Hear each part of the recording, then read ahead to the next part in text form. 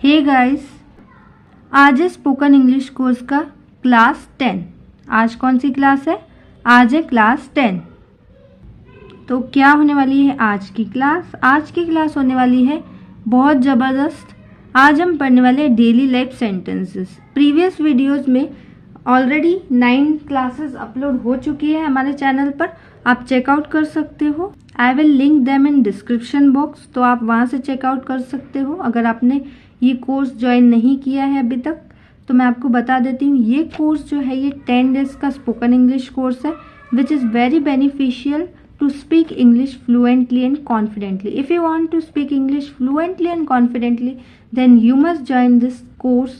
ये 10 डेज का कोर्स है, सिर्फ और सिर्फ 10 डेज का, जिसमें आप बेसिक इंग्लिश के टॉपिक्स कवर करने वाले हो।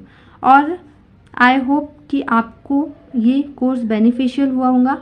ये डेली लाइफ सेंटेंसेस भी बहुत ही इंपॉर्टेंट रोल प्ले करते हैं, हमें इंग्लिश सिखाते हैं, क्योंकि अगर हम डेली लाइफ सेंटेंसेस को ज़्यादा से ज़्यादा यूज़ करेंगे इन इंग्लिश तो हम लोग फ्लुएंटली इंग्लिश बोल पाएंगे। Okay, so if you practice this daily life sentences in your daily life, daily routine में अगर आप इन सभी की प्रैक्टिस करोगे तो आप डेफिनेटली इंग्लिश कॉन्फिडेंटली बोल पाओगे। सो आई होप आप सभी को ये हेल्पफुल रहेंगे sentences. Okay, so without wasting any time let's begin. Okay, so today we are gonna learn some daily life sentences which are very important for our daily life, daily routine। तो हम अक्सर क्या करते हैं, उनको हिंदी में use करते हैं, राइट। बट आपको क्या करना है अभी इंग्लिश में, सबसे पहले आपको क्या करना है, इंग्लिश में सोचना है। Okay, so think in English. ये सेंटेंसेस को इंग्लिश में सोच के देखो कि इंग्लिश में हम इसे बोलेंगे तो कैसे बोलेंगे। ओके, सो आप मन में ही ट्रांसलेट करके देखो कि हम इंग्लिश में इसे कैसे बोल सकते हैं। Okay, so let's start. इसका मूल्य कितना है?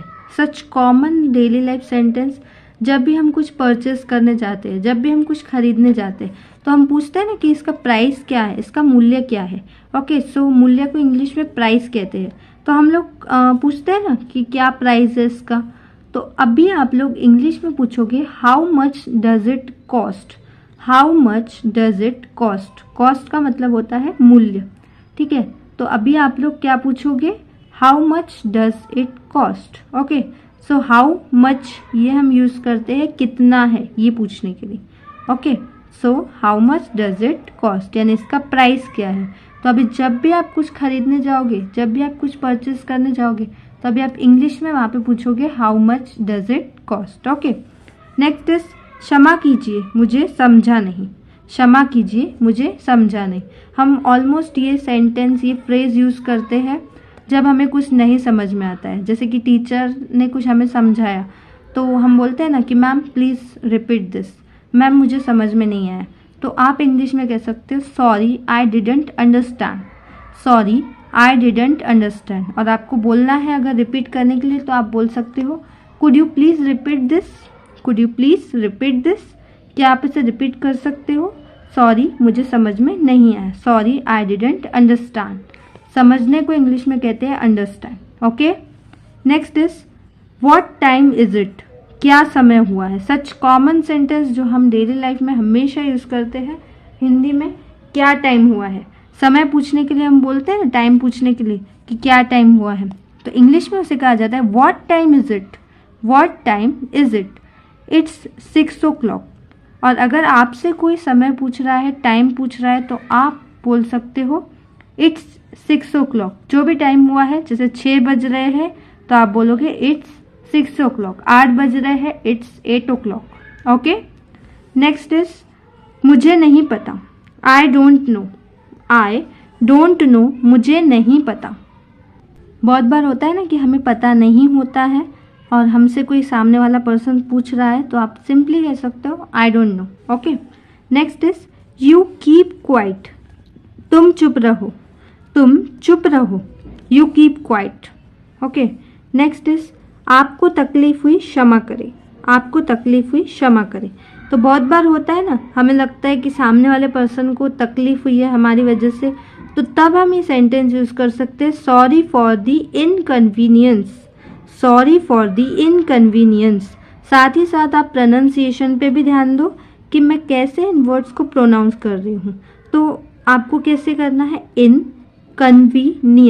इनकन्वीनियंस। ओके, सो ऐसे वर्ड्स का आप प्रोनाउंसिएशन पे भी फोकस करो कि कैसे इस वर्ड्स को प्रोनाउंस किया जाता है, क्योंकि हमें भले धीरे बोलना चाहिए बट हमें क्लियरली बोलना चाहिए कि सभी को हमारा जो प्रोनाउंसिएशन है वो समझ में आए। Okay, all right. लाइक हमें कोई अपना फ्रेंड मिल जाता है या कलीग मिल जाता है जो हमें छोड़ने के लिए हमारे घर तक आ जाता है, फॉर एग्जांपल रास्ते में। तो अगर उसका घर दूर है, उसने घुमा के हमारे लिए गाड़ी यहाँ पे लाई, तो हम उसे कह सकते हैं सॉरी फॉर दी इनकन्वीनियंस, यानी कि मेरी वजह से तुम्हें तकलीफ़ हुई उसके लिए सॉरी, आपको तकलीफ़ हुई उसके लिए क्षमा करें, sorry for the inconvenience. Next is glad to meet you, आपसे मिलकर बड़ी खुशी हुई। तो ये सेंटेंस हम ऑलमोस्ट यूज़ करते हैं जब हम बहुत दिनों के बाद अपने फ्रेंड्स के साथ मिलते हैं या फिर हमें किसी से मिलकर बहुत अच्छा लगता है। ये मेरे साथ तो हमेशा यूज़ होता है ये सेंटेंस, मैं अपने स्टूडेंट्स के साथ बहुत बार मिलती हूँ। सो हम किसी से अगर फर्स्ट टाइम मिल रहे हैं तो हम उसको ये बोल सकते हैं कि आपसे मिलकर मुझे बहुत अच्छा लगा या बड़ी खुशी हुई। या फिर हम किसी पुराने दोस्त के साथ मिलते हैं तो हम उससे भी कह सकते हैं कि तुमसे मिलकर तो मेरा दिन ही अच्छा गया या बहुत खुशी हुई, राइट। तुमसे मिलकर मुझे बहुत ही अच्छा लगा, बोलते हैं ना इन हिंदी। बट हमें ये इंग्लिश में आज से बोलना है, ग्लैड टू मीट यू, या आप नाइस टू मीट यू भी बोल सकते हो, ज़्यादा बेटर रहेगा। So glad to meet you, या आपको नाइस टू मीट यू याद रहता है तो आप नाइस टू मीट यू भी बोल सकते हो। Okay, I will try my best, मैं पूरा प्रयास करूँगा या करूँगी। हम बोलते हैं ना जब हमारी एग्ज़ाम रहती है तो हम बोलते हैं कि मैं तो अपना बेस्ट ट्राई करूँगा, मैं अपना बेस्ट दूंगा, राइट, या बेस्ट दूंगी। तो इंग्लिश में उसे बोलते हैं I will try my best. तो अभी आप जब एग्ज़ाम देने जाओगे तो आप क्या बोलोगे, I will try my best, ठीक है। नेक्स्ट इज एनीवेज, वैसे भी। तो जैसे हम हिंदी में यूज़ करते हैं कि वैसे भी, मैं तो वैसे भी जाने नहीं वाली थी, या ये पार्टी थी भी ना तो मैं तो वैसे भी नहीं जाने वाली थी, तो आप क्या बोल सकते हो, एनीवेज, ठीक है। तो ये सेंटेंस में साथ में ये वर्ड यूज़ होता है विच इज़ वेरी इंपॉर्टेंट। जैसे फॉर एग्जाम्पल आप बोल सकते हो there is no school today, anyways I am out of station, यानी आज स्कूल नहीं है बट वैसे भी मैं तो बाहर ही हूँ, वैसे भी मैं तो बाहर ही हूँ, ठीक है। तो आप ऐसे सेंटेंस यूज़ कर सकते हो। तो सिंपली वैसे भी अगर हमें बोलना हो हिंदी तो हम बोल सकते हैं एनीवेज, ठीक है।